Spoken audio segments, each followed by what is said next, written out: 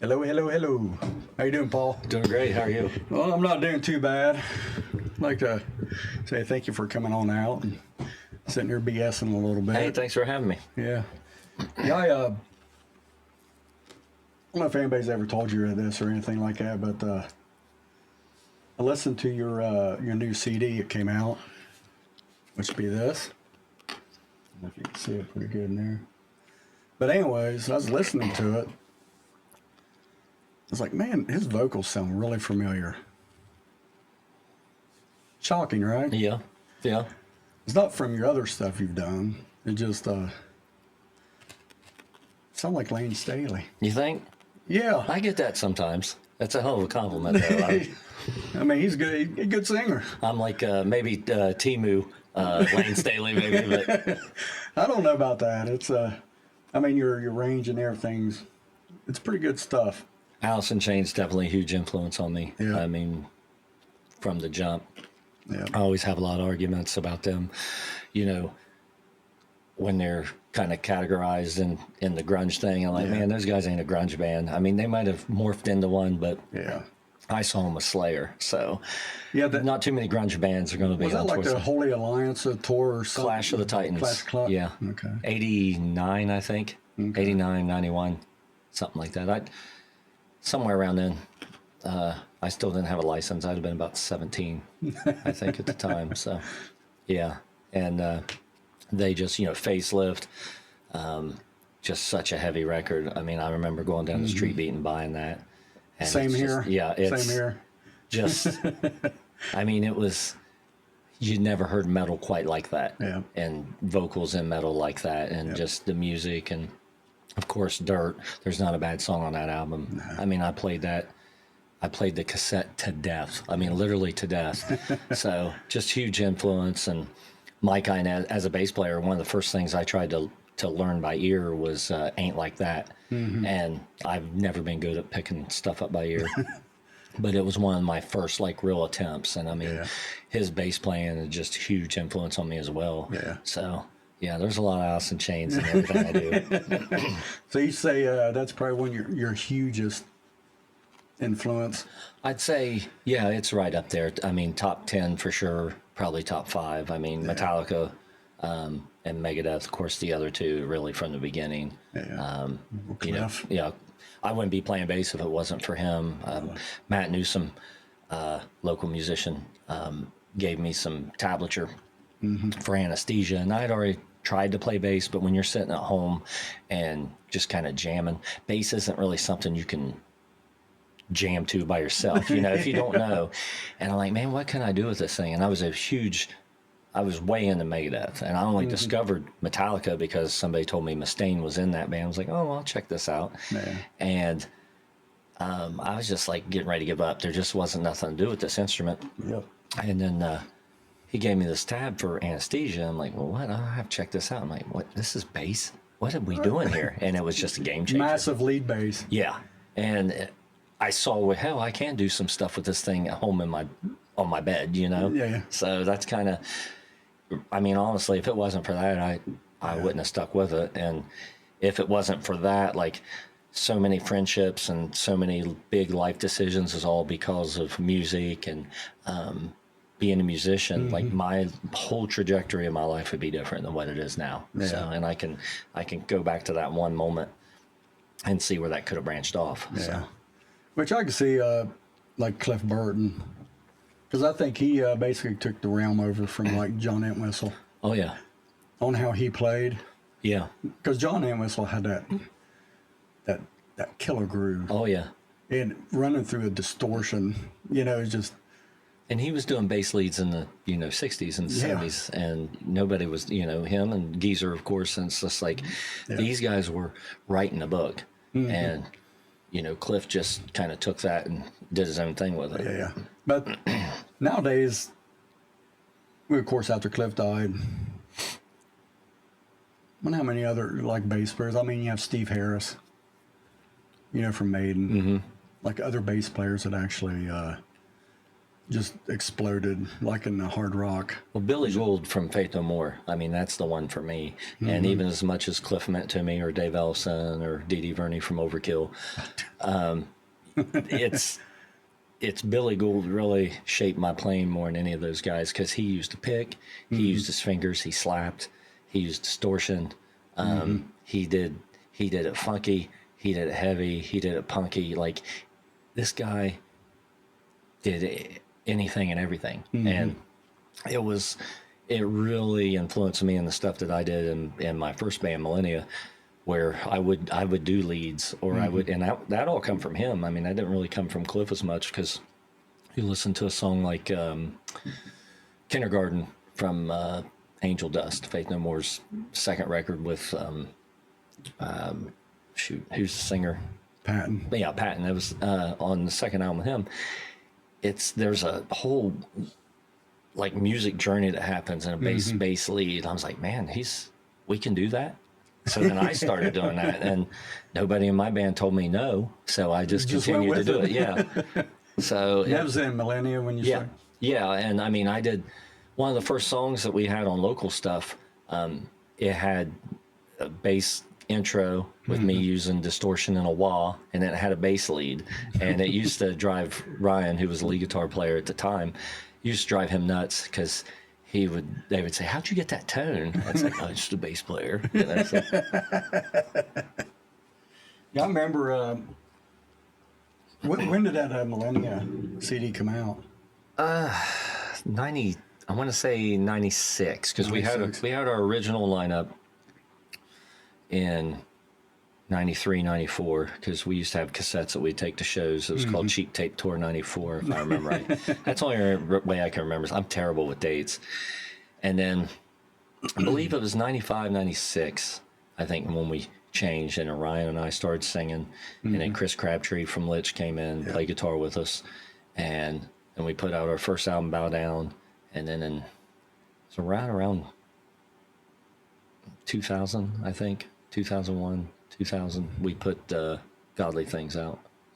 Somewhere right around there. Yeah. But I mean, it was a lot of fun, and we played a lot of places, and you don't realize it's the good old times until it's over. But it was great, and I mean, we're all still. I mean, well, we stayed pretty close. I mean, this whole time, and we don't talk to Mike as much anymore, and we don't really get along personally, but he's still family. I mean, you don't go through those kind of things. I mean, we don't want to talk to each other on the phone or anything, but if he called me right now and was like, hey, I'm broke down, I'd give him a ride. Just don't speak to me.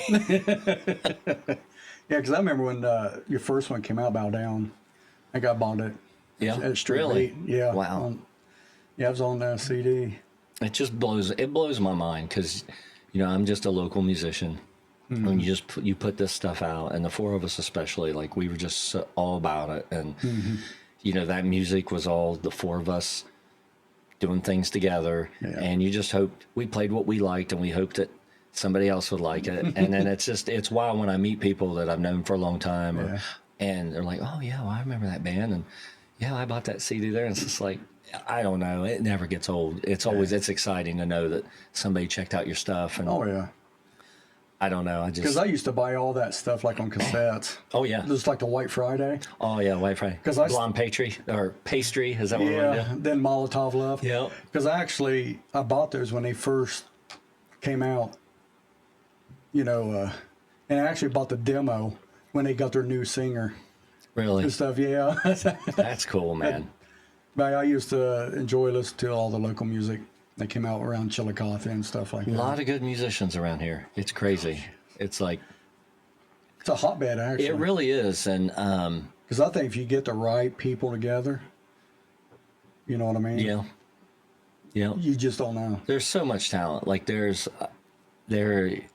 talent within a 30-mile square radius that is as good as anybody that you've ever heard of or seen or whatever. And I think we kind of I don't know if we took it for granted, but I really noticed it when Millennia was playing a lot of other states and playing with other bands, and it just wasn't like that there. You go to these other scenes, and it was only, that town may have only had 3 metal bands or whatever, and it's like we would go and see bands, and then, the country guys come out and see us, or we go see their bands or the cover bands. And the workshop was, I think, a big catalyst for that too. The workshop was something that a lot of other places didn't have, because we could go down there and there'd be, hey, your buddies would be in the other studio, and you go over and hear what they're doing, and you It's might, like, I want to steal that. yeah, or you might play on their track, or Yeah.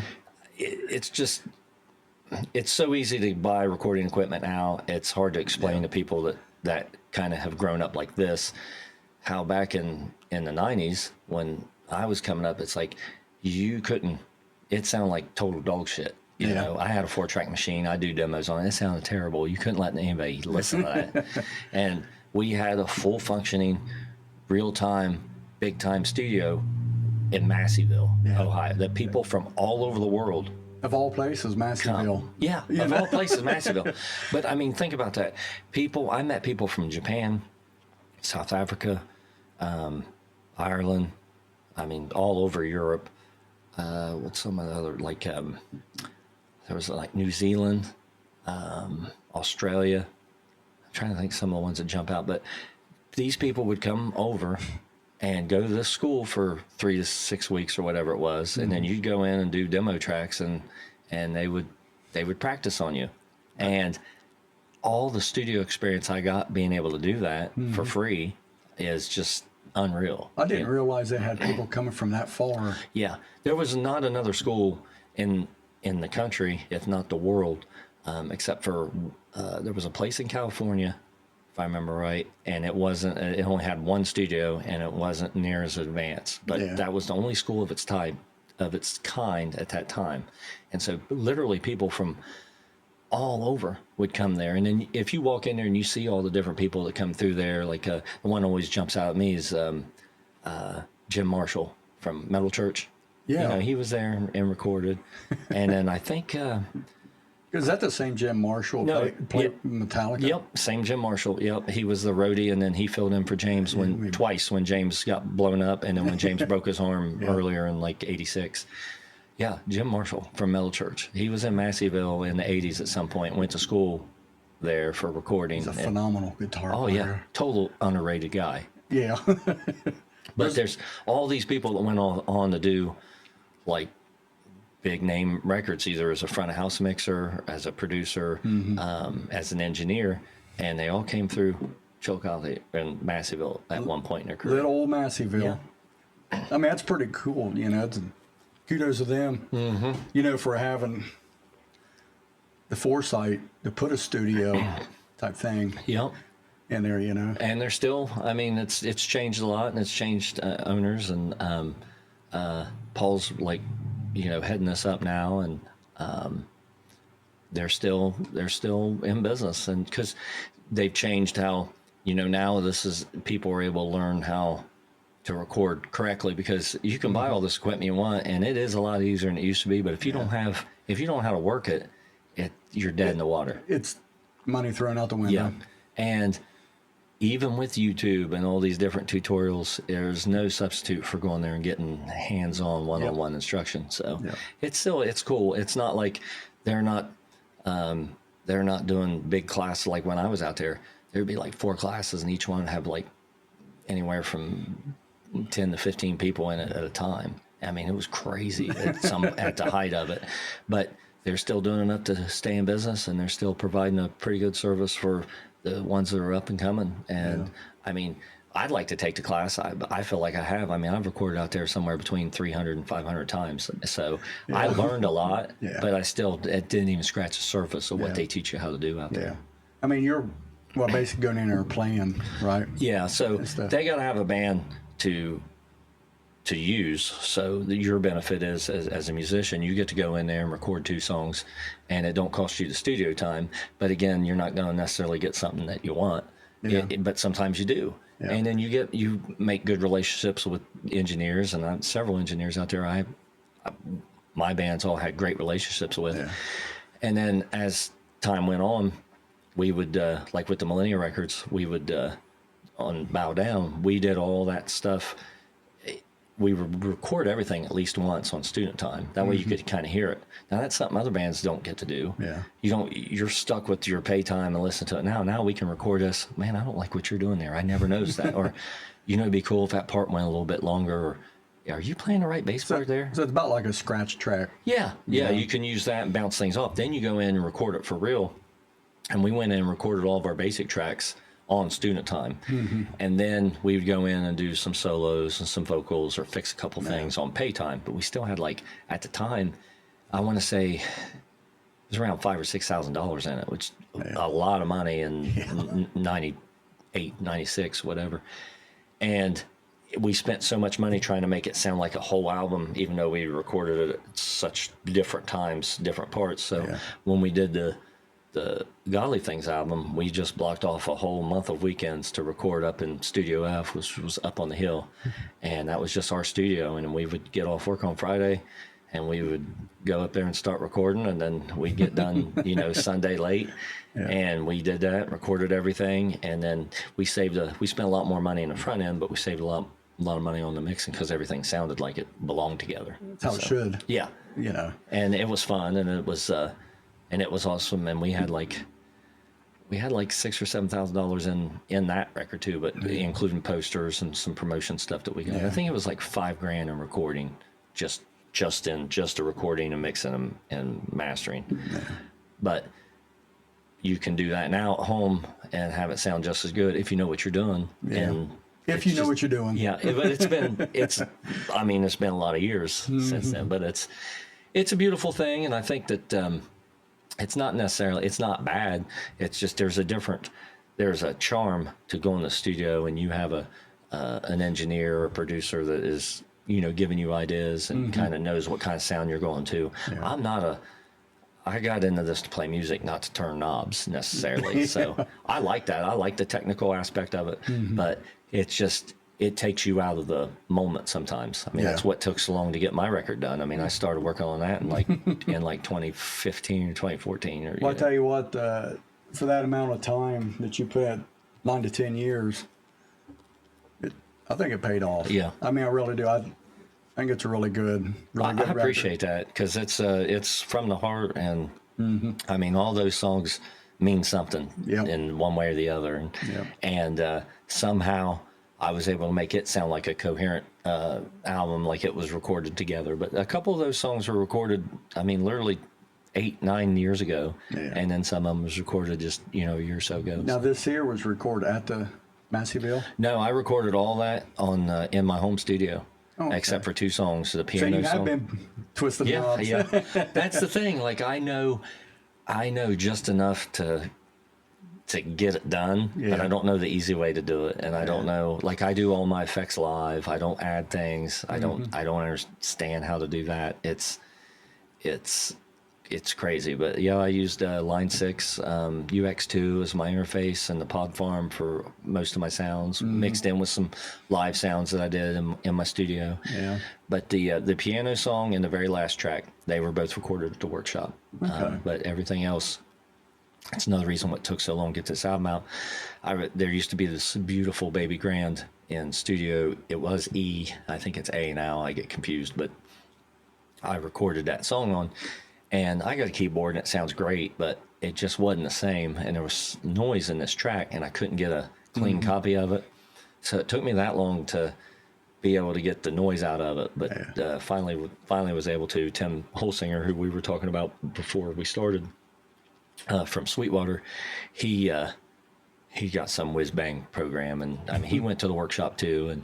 And he's a pretty talented guy, and he was able to get the noise out for me, and That's pretty cool. or to put it out probably a year ahead of time. But, but anybody who wants to get this, they can actually get it at Apollo Records in Chillicothe. Yep. Or they can hit me up on Facebook, and I'll send you one. Or and then it should be by the end of the year. It and the old Grimstone album is going to be on Spotify and iTunes and stuff, so I'm working on that. The dress coming out? Huh? No, that's the Dan Haters. Oh, Dan Haters? No.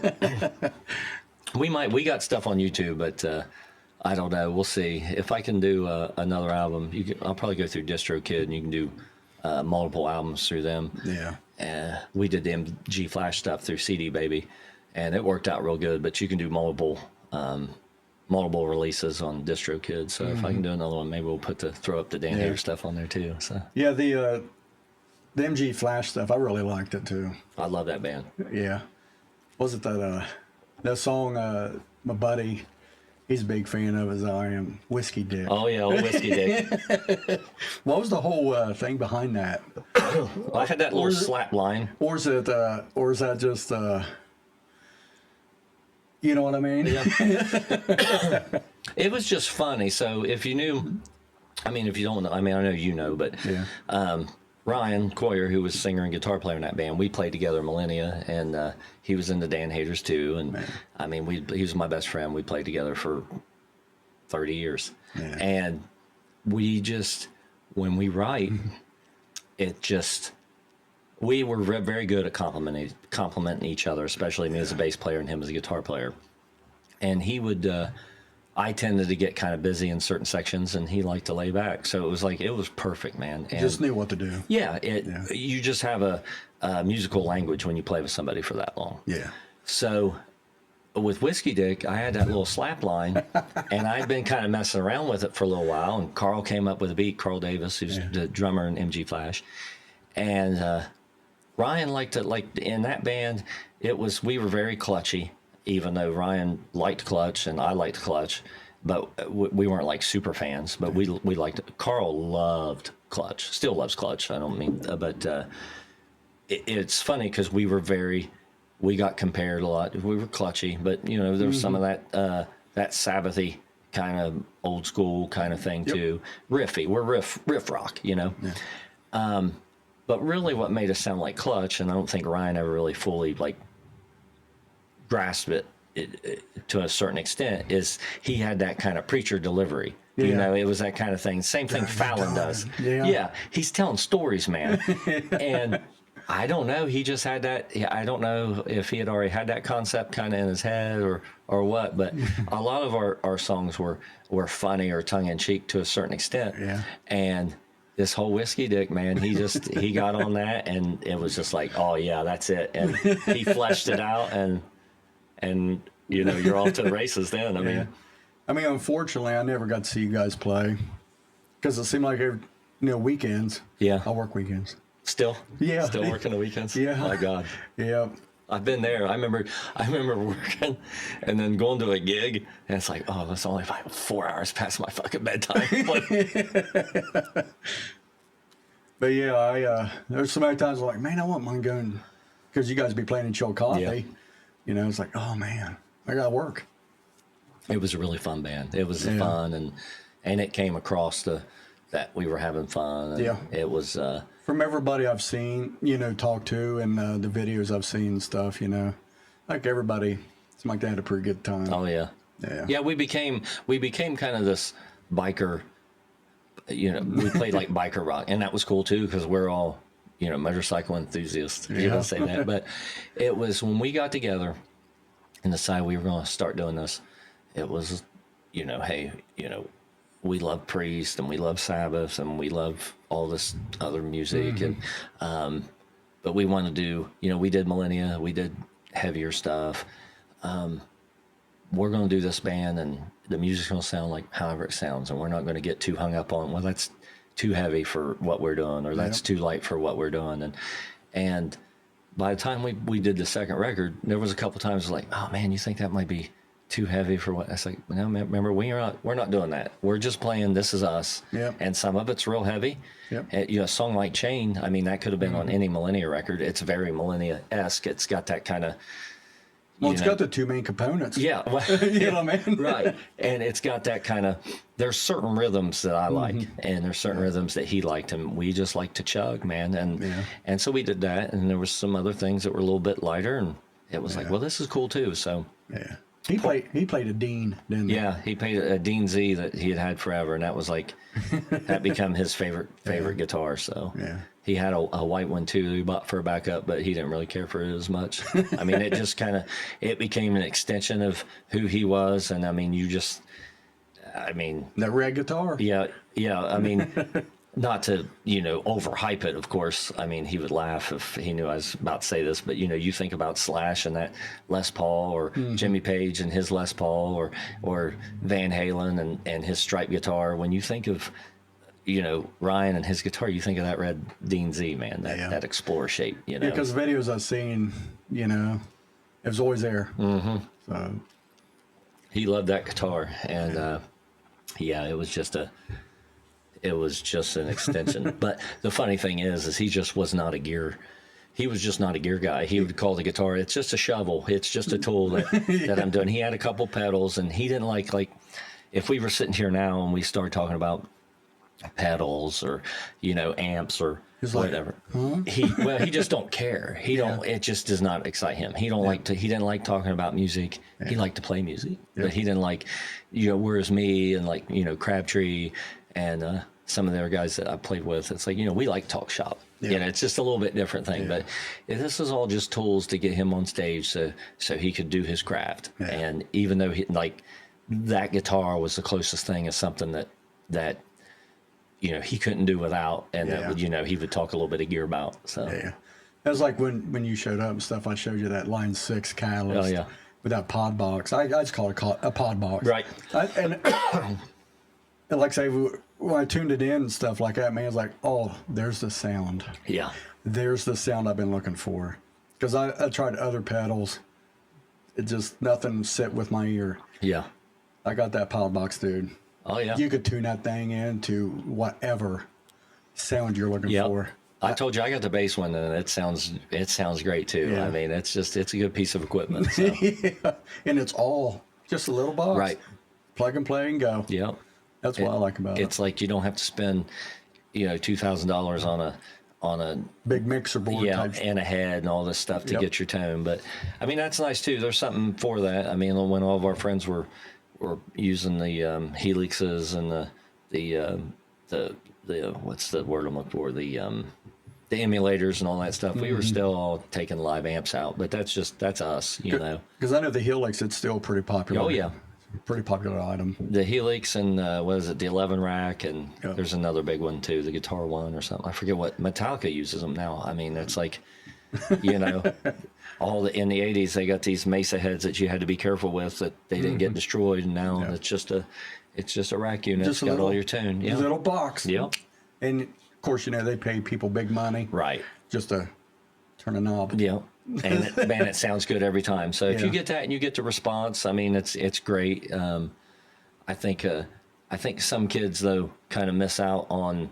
There's no substitute from having a 50 or 100 watt head with a 412 cabinet behind you and you hit that guitar. There's just no open E, but yeah. There's just no feeling like it, and you can do that in front of a set of mixing speakers, but it's just not the same. It's not the same. No, it's not. It's close. It sounds good. Don't get me wrong, but I don't know. That's really when you realize, hey, is this what I'm going to do with my life? And I'm going to, everything. When you get that feeling, whatever it is, everything that happens after that is, your jobs, the things that you do, you're planning around being able to make sure that you can have the equipment you need to play live. I mean, it's just, that's your life now. Yeah, it's funny because when I had buddies that came by, they said, and you don't need a big rack system with that amp. Said all you got to do is just mic that up to their system. Then you're good. Yeah. You're good to go. That works good too. If you got good monitors, I mean, you can I got a 15 watt orange head that sounds fantastic that you could play. Did they sound them? Sounds great. They sound great. You really need like the one I got. They got the micro terror, I think, and the tiny terror, and I got the micro. And with a tube screamer in front of it, it sounds fantastic. Like you could if I was playing guitar in a band, that would always be with me as a backup because you can set that up and put that tube screamer in front of it. You could get through any gig you needed to. And I mean, it's loud. It's fucking loud. I plug it into a 412 cabinet and it's loud. It's loud enough to.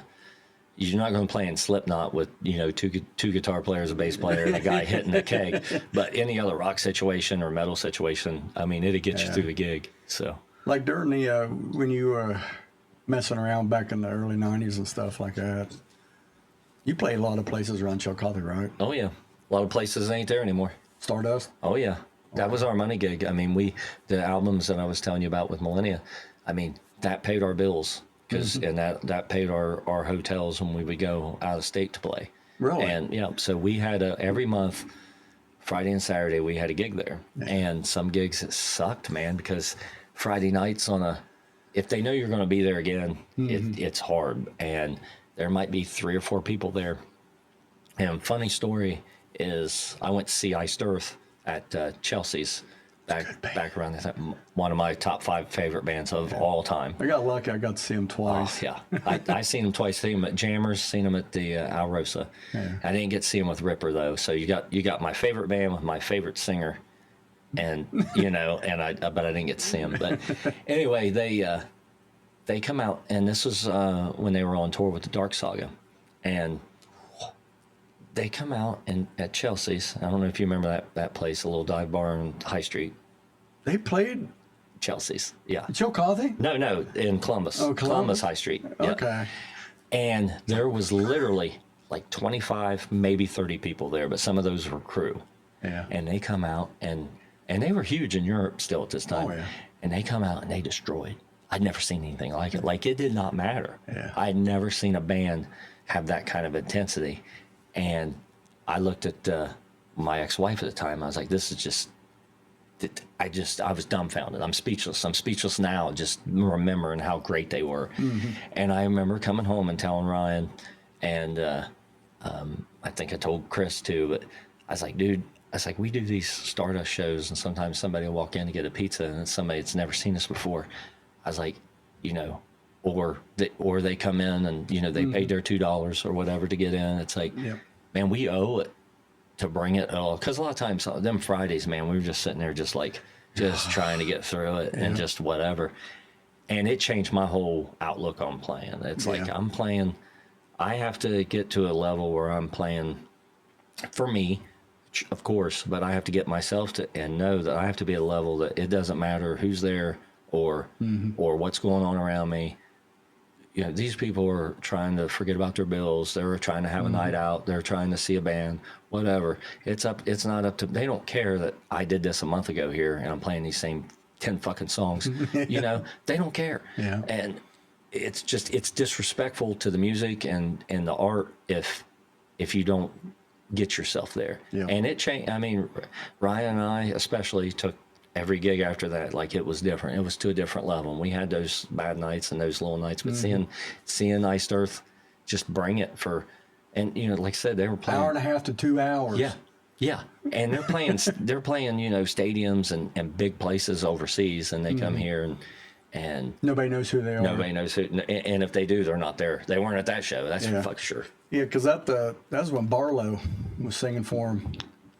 Yeah, and I had Dante's Inferno that came out before the Dark Saga, and that was a great record. And Randy Winks from Street Beat, he had an advanced copy, and he's like, you should check these guys out. And he used to do the same thing to me. And I'm like, check it out, and I loved it. And then I got an advanced copy of Dark Saga too. And so when they would send him like the promo ones and stuff he didn't want, he'd always hook me up. And it's weird how you discover some of your favorite bands like that. But I mean, it's a total accident. Yeah, people ask me, who they sound like. I said they're like a speed metal version of Iron Maiden. Yeah. Yeah, and it's like Schaefer is one of those guys. It's a shame that he doesn't get mentioned in the same conversation with Hetfield, Scott Ian, some of these great rhythm guitar players, because his writing and his right hand is as good as be honest with you, as good as almost anybody. Because my buddy never seen Iced Earth, he heard of them, so I took him to a concert and stuff. This is at Newport. Actually, it was on that tour right there, Dystopia. Oh yeah. And we were up there by the stage and stuff. His right hand, dude. Oh yeah. I don't know how they. I don't know either. It was moving so fast, it looked like it wasn't moving. Then you see his thumb go up. Yeah. I was like, then you hear that. Yeah. Of course, you know how their music is like, it's it's a strange feel. Yeah. And when you watch it live at a volume that they play at, He's got a lot of that galloping stuff too, you know, and Yeah. it's just, I don't know, but as good as anybody. And, be honest with you, I think he may be faster than Hetfield, I don't know about that. but it's pretty close. Yeah, but yeah, he's got his own thing too, you know, and he's got a great sense of melody, and and I love his music, man. I just do. It's Good. it's real good. What kind of the rig you play with? Bass wise or guitar wise or Yes. yeah. Well, for bass, the last couple of years with MG Flash, I was using a PV Max 500 watt head, and then I had it's one of them Class D real light little ones. It's so much nicer than the stuff I used to lug around. And then usually like a Harkey 410 and a Crate 15 with a JBL in it, or a GK 210 that I would have with the 15, some combination of that normally, and then a bunch of pedals that I started using. That's something I kind of like. I used to use a couple pedals like in my old bands, and I'd leave them in the drawer because I just didn't like to have. I'd have a drawer like in my rack, and I used a Harkey, a 350 watt Harkey bass amp that I bought new. I did my first gig with that amp, and I still have it, and it still works, and I still use it occasionally, but it's pretty heavy. But my rack had a drawer in it, and I would put my couple pedals in there, and I'd use them for some stuff. But I don't know, I kind of got into making a pedal board here in the last couple of years, and I use a Billy Sheehan overdrive pedal for distortion, and it's a game changer. Yeah. It is the best sounding distortion for bass that I've ever heard, and at least for me and what I'm trying to go after. So that's kind of essential, and I still pretty much carry that with me, whatever. I got 3 of them, so I can make sure I got one on a smaller pedal board, and then I got one loose, and then I got one on my big pedal board. And I use that, and I got a BBE pedal that really sounds good on my main pedal board. That's kind of a big part of my sound.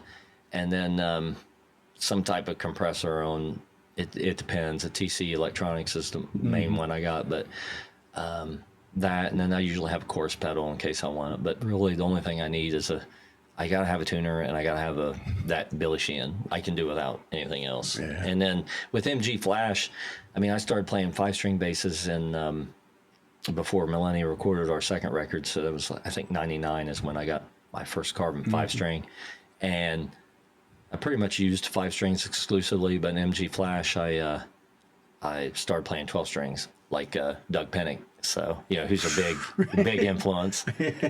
And that was a big part of MG Flash's sound. Used it on several songs, and just that 12 string, it's just like a 4-string, but it's got two high octaves on each one. So you're hitting 3 strings with every note. It's not as hard as it sounds, but it makes a lot of noise. Yeah. So people that don't know what that sounds like, if you've ever heard Jeremy by Pearl Jam, that whole intro is 12-string bass, and that whole outro is 12-string bass, but you don't know it if you don't know it. So Jeff Ament was a big Doug Pennick fan, and Tom, who's the guy from Cheap Chick, Tom Peterson. Yeah. You know, he pretty much invented that. So, Dude, he's got crazy. He's about like Rick Nelson. oh yeah, He got always. Have you seen the dude from ZZ Top? oh yeah, Dude's got like a neck. yeah.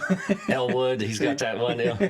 I read where he like ordered that on. He saw it like on an advertisement or something from.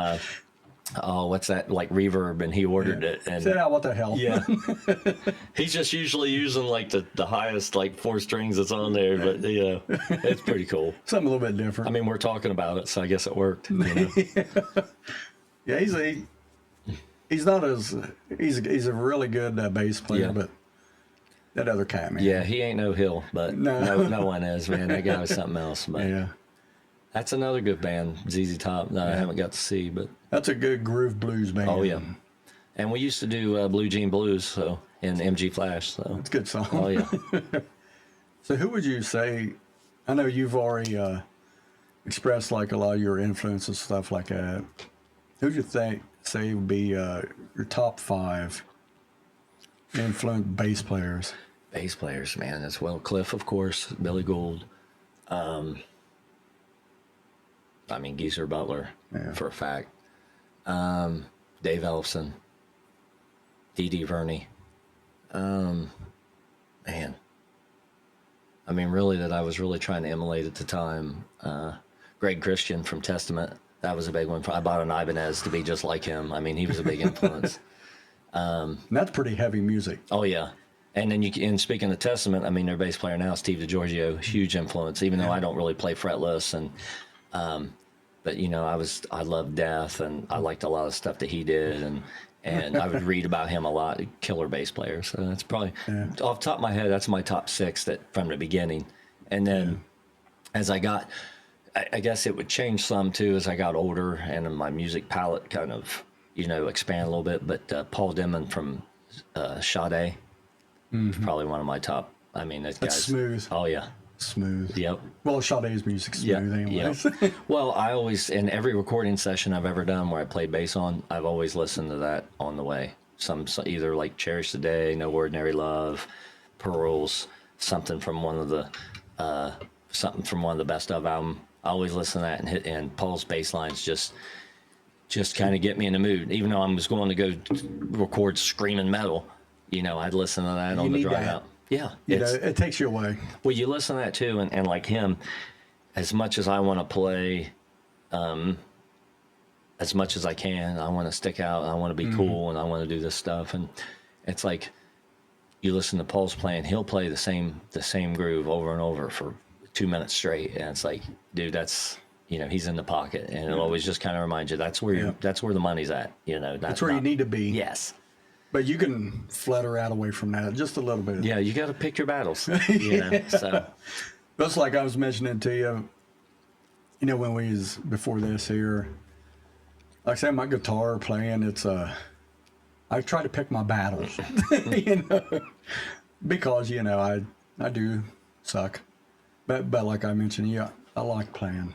it's the main thing. I really like playing, but it's hard. You know, when you're like, man, because I used to be able to play like the whole beginning of Master of Puppets. But since I've gotten older, you know, it just, you know, when you get out of it for a while. And, It's a muscle, man. It's a muscle. I mean, the memory is still there, but the everything else isn't. Right. And that's a fast riff. Yeah, and you're not going to be down picking that at 50 years old like you Oh, could no, at it's 20. like this yeah, now. Yeah. It's like I watched a video the other day. This dude was playing Creeping Death on guitar. It's absolutely insane. Yeah. I think it was on Instagram. I mean, just just stupid fast. Yeah. Stupid fast. But that's still one of my favorite Metallica records. Ride of Lightning. You can't beat it, man. All that early stuff is great. And Justice for All, one of my favorites, even thinking without being able to hear much bass on it. It's still, I love that record. You can put your own bass in it. Yeah, I love that record, man. When it came out, I liked it. I couldn't really listen to it a lot. Yeah. The sound to it, it's got a weird sound. Yeah, it does. It's very flat. Thank you. It's very flat. I don't know if it's because there's no bass in it, or it's just, I don't know. It just, because you listen to their first 3 before that, dude, everything was full. Well, one of the things I read, Lars or James had said that they really wanted to mix this so it sounded the same on a $3,000 studio console as it did in a car that had a $200 stereo in it. Well, they did it. Then they did it. and there's some about that sound of it that it just grew on me, and I like how it sounds. It is. Yeah. It would have been nice. It would have benefited from having a little more bass, not just guitar, but just a little more frequency in it. But I like how that record sounds. You hear, that Harvester of Sorrow riff comes out, and it's just, there isn't anything heavier, man. It's just like, that's probably one of their heaviest. Oh my God. Because it's just like, see, I got, that's just top string cracking there. Oh yeah. Yeah. It's a heavy song. Yeah. So, I mean, I don't know if you've seen the, when they went on tour for that record, they played in Seattle, that video they have of it. That whole, it's just a whole video of them when they toured with that album. Oh, okay. Yeah. Yeah, it's sounds so good because you can hear the bass. Right. You know, Yeah. it's full. Well, it's like that, the album with the trash can snare. Saint Anger? Yeah. So if you bought that and it had the second disc on it with them playing it live, man, Sounds good. Sounds good. These songs are pretty good. It's like, why didn't you do this? Yeah. I know, well, they were saying that they wanted to have a garage sound. Yeah. That's not... I don't know, man. I can't defend it, that's for sure. But it's funny. Metallica is just such a polarizing thing because, I mean, for you and I, it's like Metallica was one thing. And then for other people, Metallica is something else. But I have to remember that for Metallica, there's something totally, entirely different. And it's like, I'm not going to put out music that sounds like Millennia anymore. I'm in a different spot. So, I mean, I kind of get it. I don't want to listen to a lot of it, but they're doing something right. And people, you know, they're playing two nights at what is the thing coming up? Sonic Temple? Yeah. So, and I'm not. So, I mean, but it's, I mean, I get as an artist, I get it. It's like you want to do something different and you want to, and James. Well, they're getting older. Yeah. It's like a lot of people, they've hoot and hollered about Iron Maiden. It's like they've always been a prog band. Yeah. But when they first started, you listen to that first record, there's songs on there, dude, that's thrash metal. Oh, yeah. You know, it's just the song Iron Maiden itself and Phantom of the Opera. Oh, yeah. Well, yeah, and they were doing 8 and 9 minute songs before, you know, these other bands were doing, They always been doing it, and they've changed their sound each album. Yeah, but they always sound like except for with what's the one with Blaze? What, the X Factor? Yeah, it's like you can kind of like everything kind of sound a little bit different for me, and but pretty much even if you listen to the real old stuff. With Paul or, you know, any of the newer stuff, it's like you can tell pretty quick it's Maiden. There's a certain way that Steve writes. There's just a certain feel. As soon as you hear that bass. Yeah, and you just know. Yeah. But yeah, I mean, the guitars as well, you know. But you talk about slowing down, it's like then you think of, it's like, well, everybody slows down and, you know, Metallica changed and, you know, Maiden might did this, but then you think of Overkill.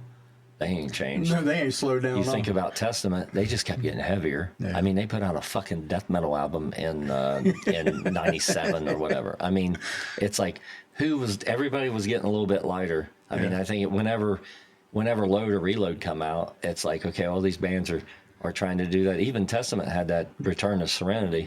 You know, but it was a good record though. But after that, it's like all right, we got that. We got a little bit of commercial success. What can we do to go the opposite way?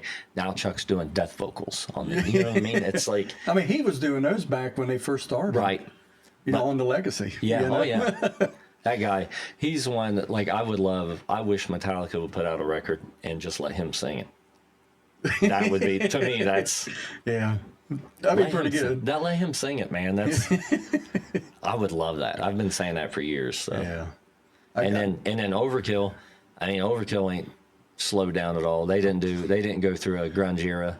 I mean, they didn't need to. They don't have their new metal era. Even Slayer's got their new metal era, and which I like that. I like those albums too. But you know, there wasn't no slowing down Overkill. Because it was funny because when Rain and Blood came out, it's like, man, this is pretty heavy.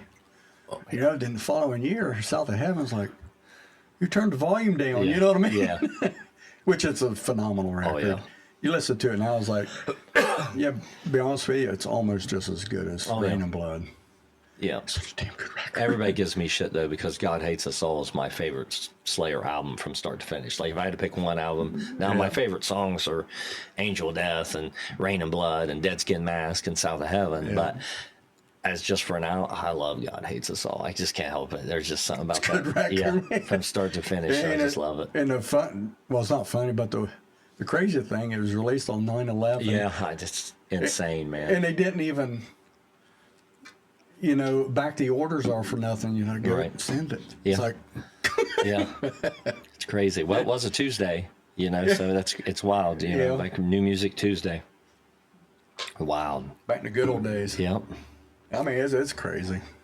I mean, of course, you know, we grew up in different era. A lot of kids maybe watching this video you know, when we talk about Metallica and stuff like that, they're more familiar with like the stuff of mid '90s Right.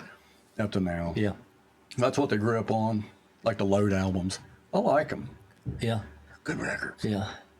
You know? I like certain songs off of them. It's like that. What's weird is like Mama Said, which is off one of them. That's probably like one of my favorite songs on there, but it's just not. That should have been on a James Hetfield solo album, I think. You know, it's just not like. Yeah, I can see that. I can see that. I don't know. It's they write good songs, man, and and that last album had some good stuff. I really liked a lot of stuff off Death Magnetic and really good stuff. Because I think that's where they really got back. Mm-hmm. Really got back to where they were before. Because I think if they would have released Death Magnetic after, what was it, Master of Puppets? Yeah. Would have flowed. Right. I think it would have. Yeah. But, you know, Justice for All came out at the right time. Mm-hmm. Even though, I think the sound of it's a little flat. Yeah, it's very flat. Very, very flat.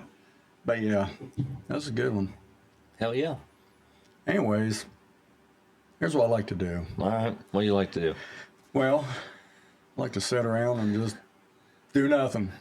Other than that, Hang out and talk music, man. There ain't nothing wrong with that. But toward the ends of the podcast and stuff, I like to surprise guests. With 5 records. Oh, I thought you were going to surprise me with a hooker. I was kind of excited for a second. It's funny that you mentioned Oh, that. good. You've heard of that band, The Mentors. Oh, yeah. You ever heard that song called Black Snatch? No, I have not heard Well, that one. dude, I have to check it out. it's pretty good. Yeah. Well, there's another band out there. I don't know if you heard of. It's called Belushi Speedball. No, but it sounds like a band that I would like. So Yeah, it's pretty good stuff. yeah. All righty, we're going to start off with take off the Faster Pussycat, their first one. Oh wow, look at that. Does that got the what's the song on there? Here, pussy. Let me see this. What's a Bathroom Wall? You know what I always think about when I think of these guys? What's that? I think of 2 things. I think of the decline of the Western civilization, Part Yep. 2, the Metal Years, Yep. which was a very influential thing on a young metalhead that didn't have access to MTV or Yep. any of that kind of stuff, and then House of Pain. I got that on cassette single from when it was when it come out. It was is one of those songs that me and a real good buddy of mine that kind of grew up playing together, Justice. Me and him, we related to that song a lot, and a lot of us musicians and artists and stuff have, our dads didn't hug us enough. Yeah. So part of it is, hey, we're going to play this music and show you that we're cool. Maybe you'll love me. And so that's the whole thing, at least for me, with Faster Pussycat. So Yeah. I didn't have this particular album, but, it's just, there was one of those second tier hair bands for me. I was more of a Cinderella guy myself. So Cinderella's pretty good. Oh yeah, I actually got to see these guys on this tour. really, Yeah. Back at the Ohio Center. really. Yep. I think, God, I can't remember, because there were so many bands that toured all together. Like, it might have opened up for Rat when I seen them. Wow. Rat was good. Oh, that's another band I love. The music was good, but boy, his vocals are like nails on a chalkboard. They are, but I mean, you could say that same thing about some of these guys. I mean, you could say that about him in a way, and Yeah. some things, and like But it was real loud. Joey Lestay from Bang Tango. I mean, he's one of those guys that like Yeah. it fit the music, and is the guy like a great singer? Well, not necessarily, but man, he sounds good on. I love that song, Bang Tango, man. I love that record. I listened to that all the time when I was growing up. So I didn't get into heavy shit till later. Oh, So, really? Oh yeah, much later. Yeah, because most of my, the heavy stuff that I got into, it's my sister's fault. Back in the 70s. Yeah. Bringing home Nazareth, Hair of the Dog. Oh, there you go. And one song that really stuck was that song, Miss Misery. Yeah. It's one of the heaviest. That's got a riff in it. Dun-dun-dun. Then just crack. I mean, from that point, I think it was her fault. Yeah. You know, which, it's probably not a bad thing. Yeah. I guess. Oh, yeah. And of course, the whole Leonard Skinner, double platinum when it came out. It's a great record. Yeah. Then, That's another one in my top 10 of bass players too, Leon. You listen to that guy playing bass, especially on something like That Smell or Simple Man. Yeah. They're lines within lines. Yeah. And he's doing that with 3 guitar players he's competing for space with, a piano player. Yeah. And then, Artemis's wild ass drumming. And he's playing the bass like that guy is the most, he's the most underrated bass player ever. And even if they erected shrines to him every day, he would still be underrated because the guy, the lines that he created were so unbelievable. His solo records are stupid good. Oh, yeah. Stupid good. Yeah. Here's a go-getter. Hallows Eve Monument. I've never heard that. I've heard of them, but I've never heard this. Probably one of the biggest. I don't know if you know a fellow named Brent Beaver. Oh, yeah, of course. Rock Gut. He used to play that all the time. Dun, dun, dun. Really? Oh my God, yeah. And that song Speed Freak. It's nothing but speed. I have to check these guys out. But yeah, it's pretty good stuff. You mentioned Brent. It was like, Epitaph was, I was still a kid and I would like see flyers around for like Epitaph and HSOD. Yeah. And I was still playing in my room, without, I would just be like Big Bear and I'd see like a flyer for some of this stuff going on. And then when I started playing, with the guys in Millennium were all about 4 years older than me. And we're like, oh yeah, Epitaph and this and that. And it was just like the legend was larger than life because they were like the first band to do originals and be from the town. And, and it was like something we aspired to be, even though I became a fan of them through all that. Those guys had all seen them and hung out with them and knew who they were. And it was like, that was they played the Newport one time, man. It's like we could do that sometime. We never got to. We played Alrosa a bunch, and that was my favorite place to play. But it was like, it's weird how much Brent and Greg and Quillen were like influences without me ever seeing that band, just knowing it and listening to some of the music on cassette and then meeting those guys later on. And it's just kind of cool. It's just kind of cool. Yeah, but Brent, he turned me on to this band because he used to play Rock Gut. He goes, listen to this song. And it's real. I'll check this out. It's real heavy. It's almost about like a Pantera-ish type. Really? Yeah, it's real heavy. Huh. Just the whole record itself. I don't have one of these giant CD players, but I'll look it up on YouTube. Fair enough. I like this. I don't know if you're familiar with this guy. It's Townes Van Zandt. No, I've heard some stuff, but I'm not like super up on it. Yeah, but he basically like country western type stuff. And Bob Dylan said this here. How many albums he got? Oh, he's got quite a few. Let's see if I know how many it is. When did this come out? Shit. Well, that there is actually a reissue. Okay. I think it's probably around 74, 73, 74, maybe 75 when that possibly came out. He's one of those singer-songwriter types, right? And just, Yes.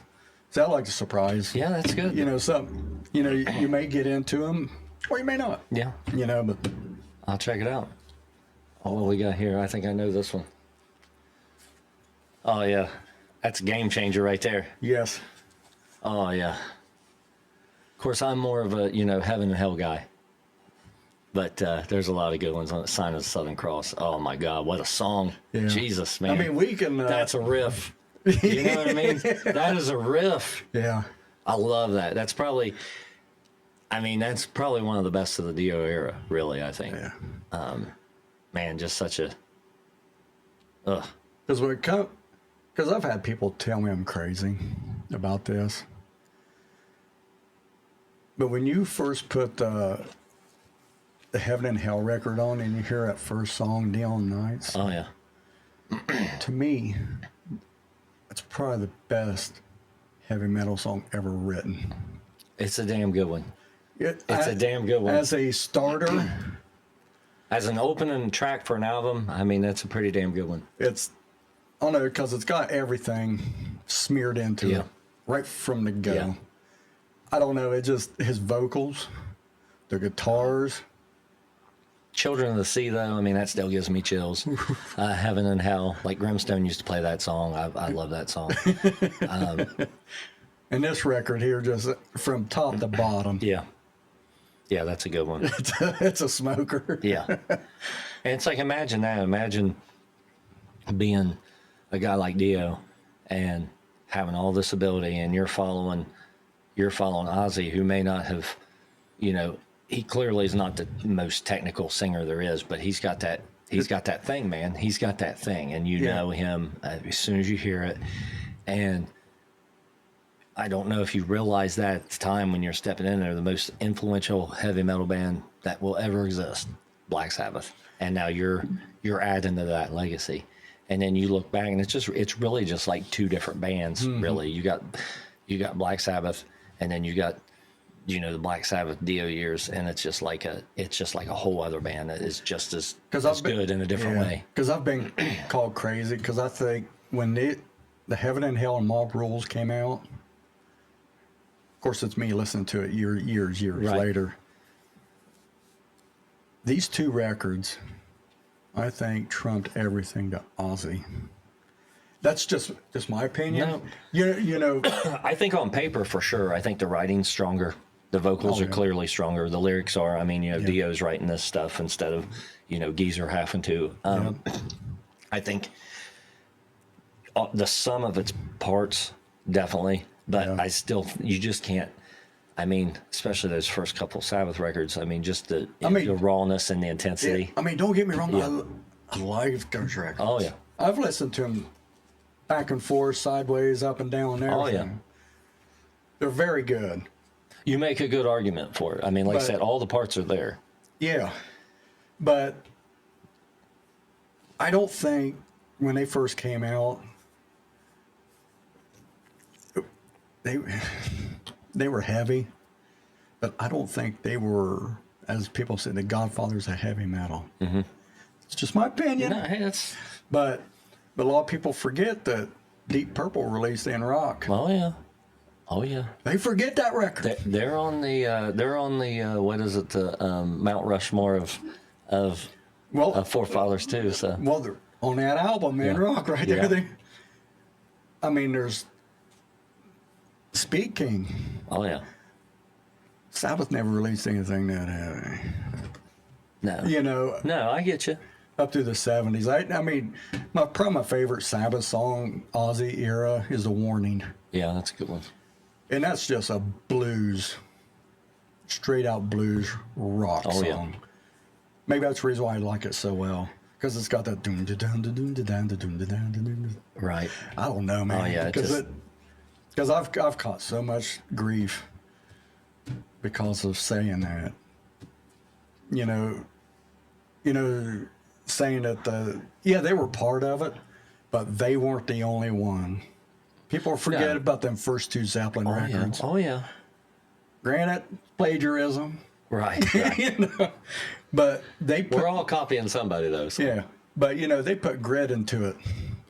Zeppelin, that first record, dude, that's a heavy record. I think it's like, but I think heavy means different things to different people. Like I can tell, like, you know, when you think of heavy, you think of these loud guitars and the speed and stuff. And for me, a lot of it's like the slower, I love that groove. Yeah. So it's like, it's hard to get heavier than War Pigs or the song Black Sabbath or you know, Snowblind or. Like I say, you know, I really love those albums. Oh yeah. They're I mean, they're so good. But yeah, then people forget, you know, UFO. Oh yeah. You know, when Schenker got in that band, dude, they really. Oh yeah. Because that Phenomenal record that's a heavy record. A lot of cats, you know, cite that as being a big influence on them and them coming up. So I get it. And Pete Way, what he did on the bass. Yep. You know, and then even when right before Dio got to this band, he was in a band called Rainbow. Oh yeah. Those guys. Rainbow Rising to me is probably the beginning of heavy metal. Yeah.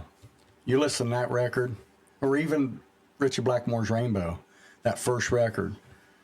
It's some heavy stuff. Well, I've told people, I said the first Rainbow record is just an Elf record Oh yeah. Yeah. without the guitarist, but you got Richie as a fill-in. Did you see his documentary? Oh yeah, I went to theater and seen it on opening I weekend. bet that's man. pretty good, wasn't it? Yeah, I cried. I did. Yeah. I had tears at the end. So Was it the Dio or? what's it called? This is your life or something. Yeah. It's a fantastic Yeah, I got that documentary. right. Yeah, It's really good. it's fantastic. Yeah. But yeah, that's just my thoughts on the whole Black Sabbath. The thing is he brought. I mean, where heavy metal in general went, it's like it was the riffs. It's like I don't think you can get away from Iommi and what he did, especially in the early stuff. But with the lyrics and Geezer did too some in the early stuff. But when Dio joined Sabbath and the imagery and the where metal kind of went, like it went in this fantasy thing that it wouldn't have went into, I don't think, if Dio hadn't been at the helm of this band at that time. Oh, I know. And that's what became, because that's, heavy metal, a lot of it was, there was a lot of like, the fantasy lyrics or the, it's, you're writing about not necessarily real stuff, or you're using metaphors, and Dio's writing about dragons and different things, Wizards and everything else. So it's, I don't know, it's it just took it to another level. Yeah, So, because I know when he was in Rainbow, he did the same thing. yeah, But they're, you put what a great lyricist. Oh my God. Like I said, Rainbow Rising still Oh yeah, one of the best metal records ever. yeah, can't disagree. And this is probably right in the top 5. Oh yeah, look at that, man, what a great record.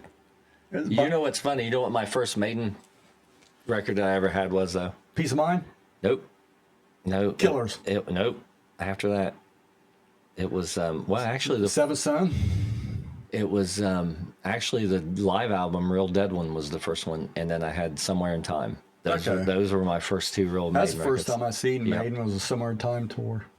It was pretty good. Yeah, it's just a fucking crushing record right here, man. I mean, let's pull this record out. Wait, Oh, look at that. How cool is that? what's that? Just Oh, Just, yeah. yeah. See, then you got the... what a weird looking CD. Yeah, that's cool. It's a very...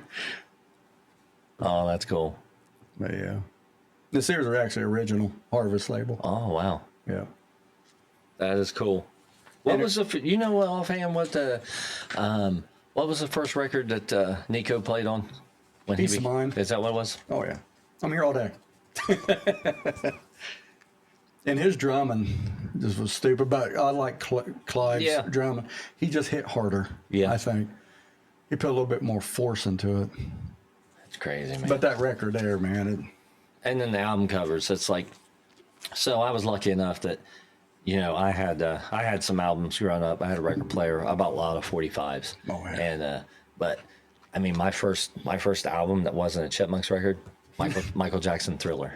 good record, man. That's great, man. That was my first, real record. Yeah. And then I had I didn't really have any metal records. I had probably the heaviest thing I had was some Phil Collins 45s singles. I mean, I just didn't like. I didn't get into heavy stuff until later. Yeah. But I had a lot of 45s, a lot of 80s. I loved 80s music, so I had a lot of I had Rockwell. Somebody's watching me. And a lot of Culture Club. It was a lot. I mean, I didn't appreciate Culture Club back then because I was listening to this. Oh yeah, right. But when you listen to Culture Club now, it's like, listen to that groove. Oh yeah, they were a good band. It would have been cool to see live, So they had some good stuff. Yeah. But, we had this conversation at work the other day. It's like, because, now they play music over the intercom at work. Oh, do they really? Yes. Who gets to pick that? No idea. But, there's times, I actually heard the Black Sabbath Born Again Really? over the system. It's like, oh, this is awesome. You're killing me. Of course, then you hear, like Hair of the Dog is like, Right. okay. I'll be damned. And then, of course, they'll play like, that's all you hear is Backstreet Boys. Mm-hmm. You listen to it, it's like, damn, it's catchy. Yeah, it is. It's catchy as hell. And, and that stuff was like sacrilege. Oh, yeah. It's like it wasn't. I didn't like that when it came out, but here's what's funny. I like the Backstreet Boys, and I like. Here's what's funny. I was watching a concert on HBO, and it was NSYNC doing this. I was like, well, I got to check this out. This ought to be fucking dumber than hell.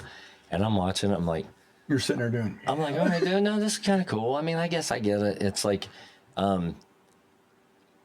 if you take yourself out of it, I mean, these guys are doing the same thing. They're just trying to sing their songs and trying to whatever. But if you want to look at it as, it might be a corporate machine that has, made this or whatever. But still, either, I mean, there was a lot of people there having a good time. That's what it's all about anyways. Yeah, so either you like it or you don't.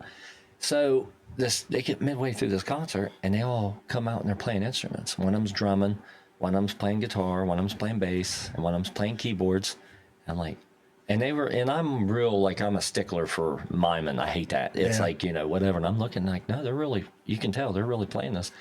It's like, man, this is cool. I was like, all right, they got, and then I saw Justin Timberlake on the, I don't know what show I was watching. I think I was watching something. I didn't have MTV growing up, but the place I worked at, they had it. And I was watching some thing where there was a show I wanted to see that was getting ready to come on. And then there was like another show, probably like Total Request Live or something. Mm-hmm. And they got on the bus with NSYNC, and Justin Timberlake was bitching because one of the guys took his System of a Down record. So that's how, like, it's not hasn't been that long ago, but still, been a while. Yeah. And I'm like, wow, this guy's listening to System of a Down. That's interesting, And it's like, okay, whatever. I'm not going to hate just for the sake of hating. And then they like music too. Yeah, and then I got the NSYNC No Strings Attached. I listen to that whole record all the time. It's a great record. Yeah. And then at work, I sing Backstreet Boys quite a bit because that's one of the few I can do a cappella. So I sing it when I'm walking through the halls. It was funny when we was at work. Me and Mike Massey, we walked over on Dry Side and stuff. We said, "You hear that? Here you come down there." Ow, what? Loud.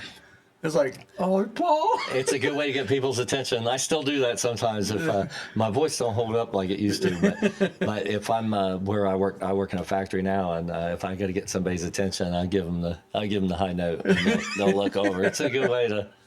That's funny that you guys listen to music now. Now, have they done any studies? Does it show that it's helped production or hurt production? I don't know. I don't think so. I mean, to me, I think everybody seems a little bit more looser at work. Yeah. You have music playing. Of course, I like it all anyway, so I don't care. It helps you get in a rhythm, I guess, as long as you can still hear what they're trying to tell you. But because you know how loud it is in there. Yeah, right. So they let us have music at work there a couple years ago, and they put a stop to it recently. But it was just for a little while. But instead of just letting everybody bring like little Bluetooth. Mm-hmm. Speakers like they do at other like there's other factories involved in it, and that's how they do it. And it's like everybody kind of has a little in their workstation, they can kind of hear where they're at. Mm-hmm. They went out and bought these guys all fucking PA speakers. So we have PA speakers hanging up over everywhere. I'm like, what the fuck are you guys doing? And they're like, well, it's this and that. So then it was just everybody was just having wars with music, and it's like, well, now it has to be just set at this volume. It's got to be this decibel. I was like, well, is it were you standing exactly across from it? How many feet? Because that's going to change. And then did you look on the phone what program they were using? Because everyone's a little bit different. Some of them have compressors that squash it, make it quieter, and this and that. And no, I'm like, listen, I'm not trying to be a dick. It's just there's thought that goes into stuff. If you're going to hang a speaker with a 15-inch speaker 20 feet off the ground, we got a rave. So we had raves going on there. So at the time, at the height of it, my department, they would, I'd just go up to the guy who was playing music and make some weird requests. So we'd hear Slaughter to Rebel, and we would hear Death sometimes, and we would hear Cinderella or my album sometimes, a song or two would play off of that. It was pretty fun. It was pretty fun, but they would try to play something that, you know, they would try to make a playlist every night and play a couple things that everybody liked, but there was always something that drove somebody crazy. There's nothing wrong with that. No, but it became a distraction, so they got rid of it. Party poopers. Mm-hmm. What's your favorite Death record? Death, actually, it's Individuals' Thought Patterns, probably. That's my favorite one. That's good. Yeah. That's a good one. Because the first time I heard them, it was on a VHS tape, like the Ultimate Revenge 2, and they were on it. They did that song, Forgotten Past. Yeah. I don't know why, but that song is so catchy, man. Yeah. He was great, man. It's like, it's so catchy. Yeah, did you listen to, what was the band with the singer? Control Denied, I think? Yeah. Okay. Yeah, good time. There's some good stuff on there, too. Yes, it is. Chuck just did not want to be pigeonholed into doing that vocal. Well, but yeah, he did. He was just so influential. He just played guitar. Yeah.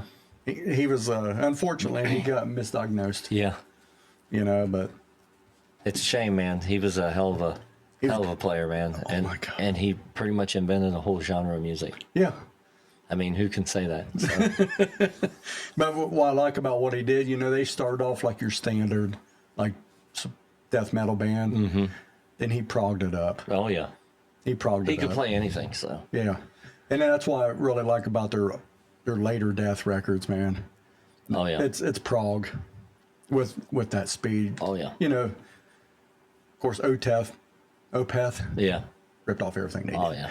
I'm not a fan. I got a lot of friends that are real into them, and I've tried. I just can't get into them. Yeah. But yeah, I mean, you know, it is what it is now, you know. But I guess they've slowed down a good bit themselves. Mm-hmm. It happens. It does. Of course, we've had this. Happens to the best of them. Yeah. That was pretty good. Well, Paul, I appreciate you coming out. Well, thanks for having me, man. This was a lot of fun. So. Yeah, just sit around, just BS. Yep. What else is there, man? Just music and, on a rainy day. Yeah, I love it. I was telling my buddy on the way in today, I said, it was like Seattle. Yeah. That's why I'll go home and write some depressing music. Yeah. Now I got to go get my grandson, chase him around. So that sounds like fun. And nice. I got him a couple basses and been teaching him stuff, and that'd be fun. He likes to listen to heavy stuff, and he likes to listen to pop stuff too. It's great. So it's funny you mention that because my granddaughter, this has probably been about 3 years ago. She's probably about 5 or 6. Here at the house and stuff, we put a CD player in the room. She goes, Papa, you got a CD? I'm like, yeah, I got a CD. Went and grabbed Black Sabbath, Born Again. No. So here you go, honey. She loves it. She loves that song Born Again and Zero to Hero. Oh, really? Zero to Hero is bad. Yeah, that's crazy. See, that's another criminally underrated record. Yeah. Oh, yeah. But, yeah. See, like I've told a guy at work, you know, I said, you know, Ozzy is Black Sabbath's worst singer. Yeah. It's amazing. Yeah. Well, it's like I wish they would have put stuff out with Ray Gillen because he was one of my favorite singers of all time. Oh, he was really good because he was supposed to sing on what record was that? I can't remember. It's not the one Glenn Hughes. Oh, it was an Eternal Idol. I believe he was supposed to sing on that one. One of my favorite vocalists of all time. Yeah. So because he was in Badlands, wasn't he? He was a good singer. He was. It's crazy. Well, Paul. All right, man. I appreciate it. Thank you. Yep. It's been fun. Yes, it has. A little bit different. Oh, yeah. I like it. Well, all right. Buy my album. Go to Apollo Records and buy my album. Yeah, or get a hold of Paul on Facebook. Yeah, and I'll send you one. And yeah. Don't be shy. It's good. It's good. All right. Where's the hookers? They took off. Been waiting too long. Later, guys.